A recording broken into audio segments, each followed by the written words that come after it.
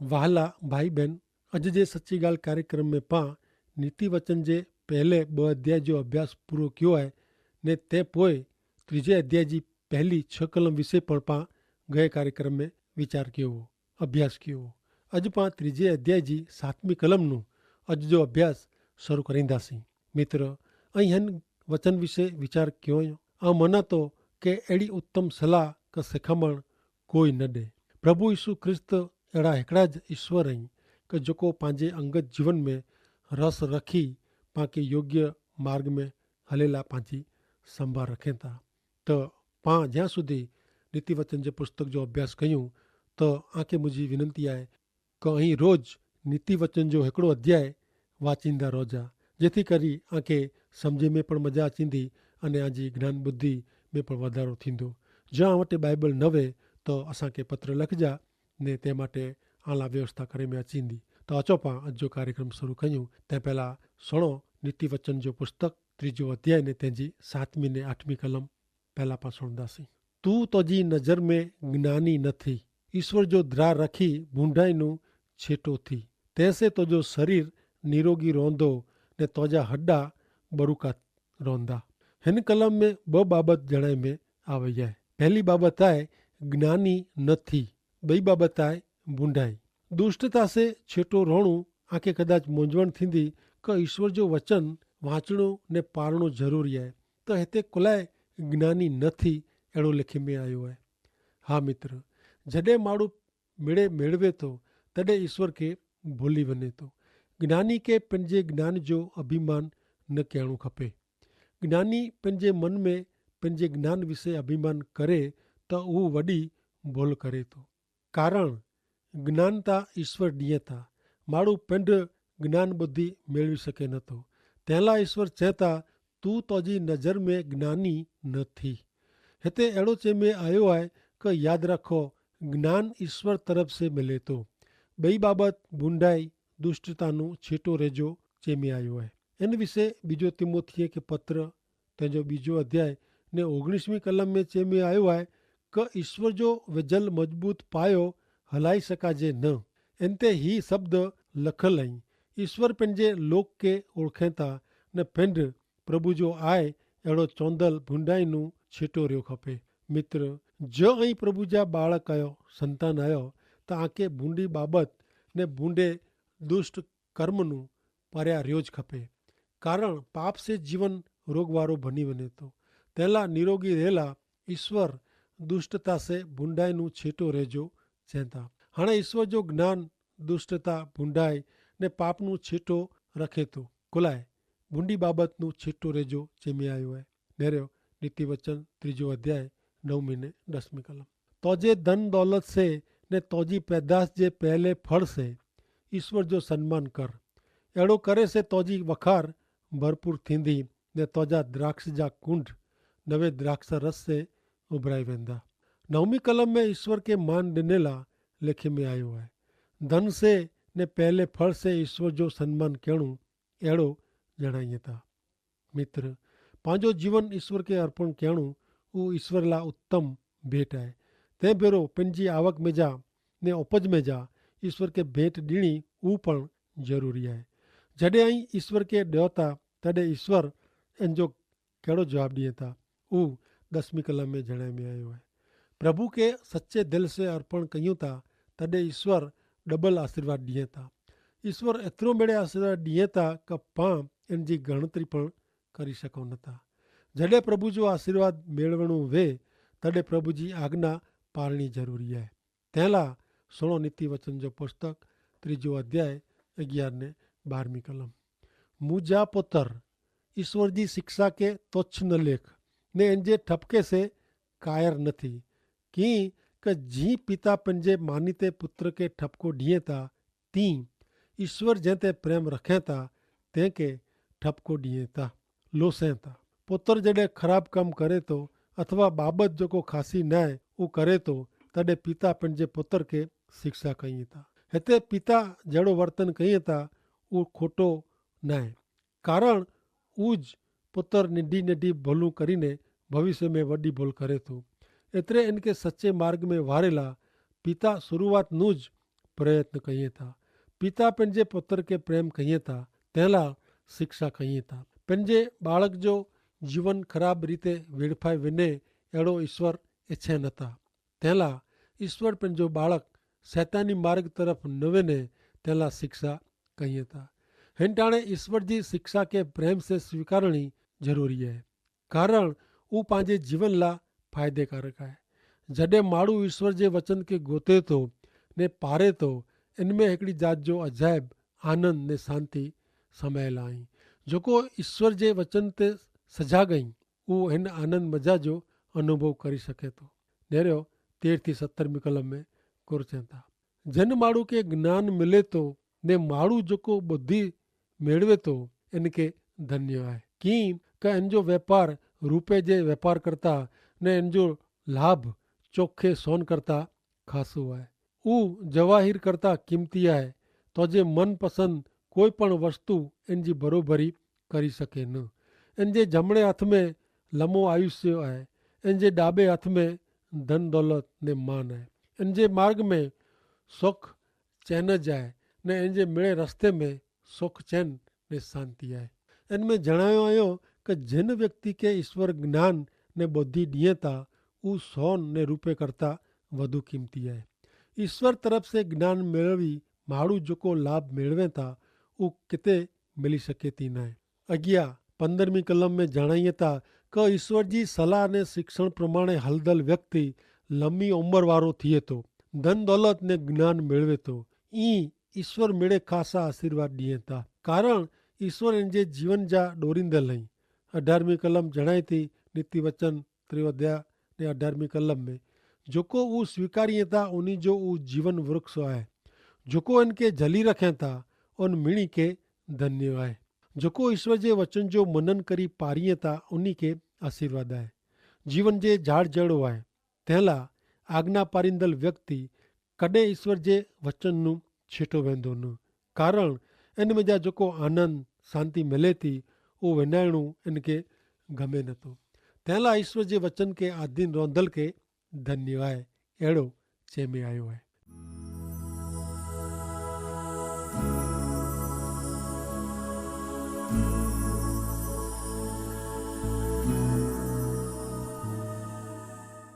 भले हाणे अॻियां नेरियूं नीति वचन जे 3 अध्याय जी 19 ने 20 कलम। ईश्वर ज्ञान से पृथ्वी जी रचना क्यों, उन्नी बुद्धि से आकाश स्थापियो, इन जी कला से ऊंडाण फाड़े में आया ने आकाश जे वडर में जा माक टपके थी। ही कलम ईश्वर जी करेल रचना ने सर्जन जो विचार ॾे थी। पां विशाल पृथ्वी ते रहूं था, आकाश ने पृथ्वी जा सर्जन ईश्वर आहे। 21-24 कलम में ईश्वर जो वचन फिर थी सावध रेला जणाए थो। ॾेरियो नीति वचन 3:21-24 कलम। मुझा पुत्र, इनके तोजी अखियन नू परिया थेला न दे, खासो ज्ञान ने विवेक बुद्धि जली रख, तो ऊ तोजे आत्मा जो जीवन ने तोजे गले जी शोभा थींदा। तॾहिं तू तोजी वाट में सही सलामत हलंदो थीने, ने तोजो पग लथणदो न। सुते टाणे तोखे द्रा लॻंदो न, ने तू सुमीरो ने तॾहिं तोखे मिठी निंदर अचींदी। हिते फिरी थी पा नेरियो कि ज्ञान ने बुद्धि के जली रखे जो चे में आयो आहे। इन जो अर्थ अहिड़ो आहे कि रोज़ ईश्वर जे वचन में जा ज्ञान मेळवियो खपे ने पंहिंजी अखियुनि नू छेटो ईश्वर जो वचन कहिड़ो न खपे। शुद्ध ने चोखो आचरण ऊज जीवन जी शोभा आहे, अहिड़ो 22 कलम में लिख में आयो आहे। जॾहिं हृदय में ईश्वर जो ज्ञान वे, तॾहिं माण्हू खे कीअं द्रा लॻे नथो। मित्र, आंखे ख़बर हूंदी कि राति जो ॿाहिरां निकिरणो मुश्किल लॻे थो। एतिरो ज न, पर राति जो ॿाहिरां वञणो, इन में पण घणे माण्हू खे द्रा लॻे थो। स्वाभाविक रीते राति जो चारे बाजू अंधारो वे तॾहिं द्रा लॻे, पण घणे व्यक्ति पंहिंजे घर में पण द्रजे था। हिन टाइम ते ईश्वर जो वचन चए थो, तूं सुम्ही रोने तॾहिं तोखे मिठी निंदर अचींदी ने द्रा लॻंदो न, कारण रक्षण करींदल ईश्वर पिंडई, उन्ही जे लोक के ईश्वर संभारिए था। नीति वचन जो पुस्तक 3 अध्याय 25 ने 26 कलम। जॾहिं अचानक द्रा अची पे ने बूंदे जी पाईमाली थिए, तॾहिं तू न द्रज। एतिरे लाइ का ईश्वर तुंहिंजो रक्षण करींदा ने तुंहिंजे पग खे सोड़ाए वेंदे अटकाईंदा। दुनिया में 5 जीवन जीवो था तॾहिं हरेक टाइम कसोटी ने परीक्षण जो आहे। ईश्वर के अर्पित व्यक्ति जे जीवन में पण परीक्षण अचनि था, पण हृदय में जो ईश्वर जा वचन वेह तो हरेक परीक्षण ने संकट में जा ईश्वर बारा कढिए था। ईश्वर पंहिंजे हथ में पाके संभारिए था। गीत शास्त्र जो पुस्तक 34 अध्याय ने 7वीं कलम में चहता कि ईश्वर जे भक्त जी आजू बाजू जो दूत रहतो ने उन्हीं के छोड़ाए तो। भले हाणे अॻियां नेरियूं नीति वचन जे पुस्तक जे 3 अध्याय जी 27 थी 29 कलम में कोरो चहता भलो करे जी शक्ति तोजे हथ में वे तो जिनला उ थई सके इनला पाछो न रख। तो वटे वे तो तोजे पड़ोसी के अड़ो न चो क वन ने फेरी सवारे अची जे ने आ तो के काल डींदो। तोजे पड़ोसी जो बूंडो करे जी युक्ति न कर की क उ तोजी पड़ोस में आराम से रहतो। हिन कलम में हिकड़ी वडी आज्ञा ॾिने में आ वई है। 27वीं कलम में हरेक व्यक्ति ला भलो करे जी आज्ञा ॾिने में आ वई है। जरूर वे अहिड़ी व्यक्ति के पां जो मदद करी सकंदा वो त पानू भने एतिरो पाके कहिड़ो खपे ने कंहिंजो अहित थिए बुरो थिए अहिड़ो कम न कयो खपे पण कंहिंजे पण भले में कम कयो खपे।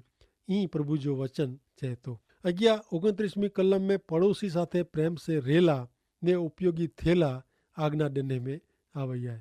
पड़ोसी जो बूंडो करे जी इच्छा मन में कहणी न, कारण आंजा पड़ोसी द्रा वगर आंजी आजू बाजू में रहता तॾहिं इन जो विश्वासघात करणो उ पाप आहे।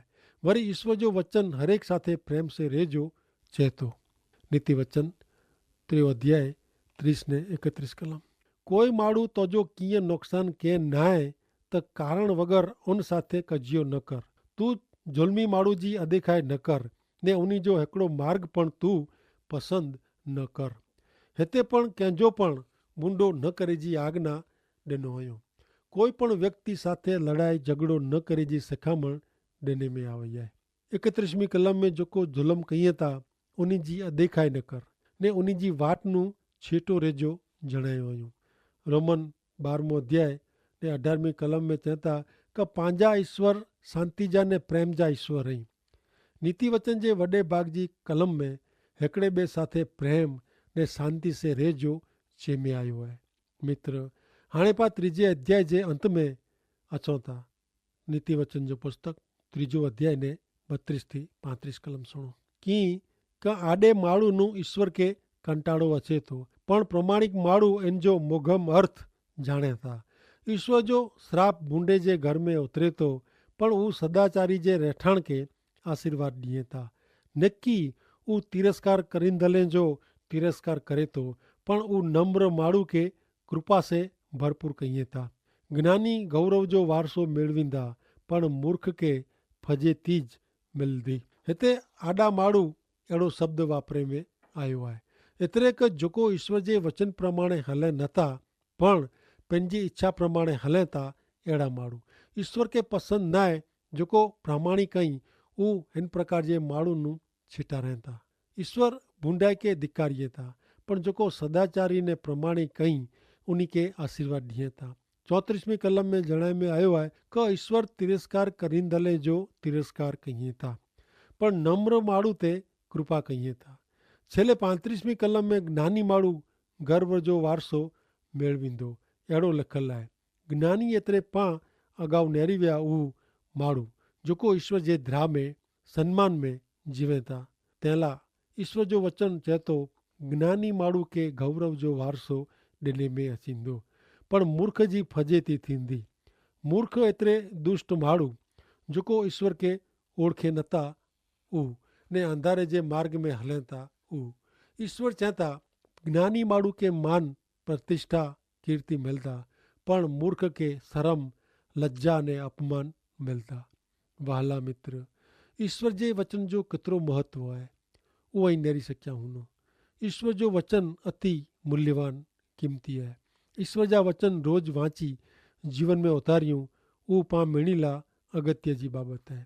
ईश्वर जो वचन रोज़ जे जीवन में ઘણે ઉપયોગી બને તો દૈનિક જીવન જી રોજ જી મુશ્કેલી સામે ઈશ્વર જો વચન હથિયાર જડો બની બને તો શૈતાન સામે લડે જી હિંમત દિએ તા મિત્ર અહીં નેર્યો કે પ્રભુ પોઠ્યા હલે છે પ્રભુ કેતરો મળે આશીર્વાદ દિએ તા પણ જડે પા ઈશ્વર ઈચ્છા વિરુદ્ધ કમ કહ્યું તા તડે પા બૂંદા દુષ્ટ ને મૂર્ખયું જડે પા ઈશ્વરનું છેટાવનો તા તડે જોકો સર્વકાળ જો નાશ ડોખ ને પીડા બૂંડેલા આય ઉ પાલા આય પણ જ પા ઈશ્વર જે લોક તરીકે જીવોતા તો સર્વકાળ જો જીવન ને શાંતિ પાલા ઈશ્વર જા આશીર્વાદ રખેલા મિત્ર અહીં કોરો પસંદ કરીંदा સર્વકાળ જો નાશ તો સર્વકાળ જો જીવન પ્રભુ ઈસુ ખ્રિસ્ત में आके ईश्वर ज्ञान मान ने नवो जीवन डिलेला मांगेता प्रभु ईसु ख्रिस्त अड़ा हिकड़ा ज ईश्वर नहीं जो को पांजे अंगत जीवन में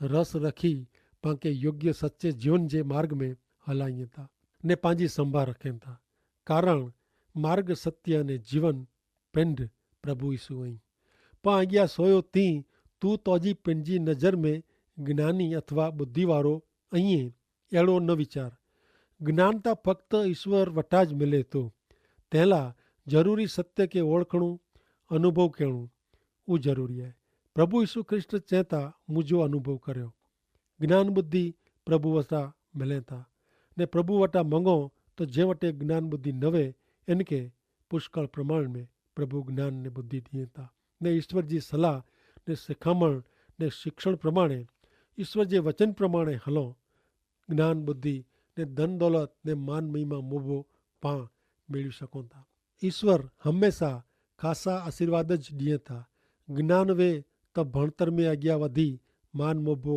मेळवी सघूं मेहनत करे जी शक्ति ईश्वर दिए था तैसे नौकरी धंधो करी पैसो पण मिले तो कारण धन आबरू ने जीवन लंबी उम्र ईश्वर जे भय जे कारणे आशीर्वाद जे रूप में मिले था ने तैला चयो कि ईश्वर जे वचन के आधीन नोंधल के धन्य है ऊ आशीर्वादित है ऊ सुखी माण्हू है ईश्वर बूंडाई के धिक्कारीए था पण सदाचारी के आशीर्वाद दिए था नम्र माण्हू ते कृपा कईए था ने ज्ञानी माण्हू गर्व जो वारसो मेळवींदो ज्ञानी एतिरे पां अगाऊ नेरी विया ती ऊ माण्हू जेको अगाऊ ईश्वर जे द्राह में जीवे था ऊ मित्र ऐं नेरियो ईश्वर जे वचन प्रमाणे प्रभु पुठियां हले से प्रभु केतिरो मेड़े आशीर्वाद दिए था अहिड़ा आशीर्वाद मिलीला आहे कारण ईश्वर जगत मथे एतिरो मेरे प्रेम कयो हुयो कि प्रभु यीशु ख्रिस्त के जग में हलायो एतिरे ला का मिणी के भरपूर प्रेम आनंद ने शांति जो भरपूर जीवन मिले ईश्वर पिता आशीर्वाद ॾियो आमीन।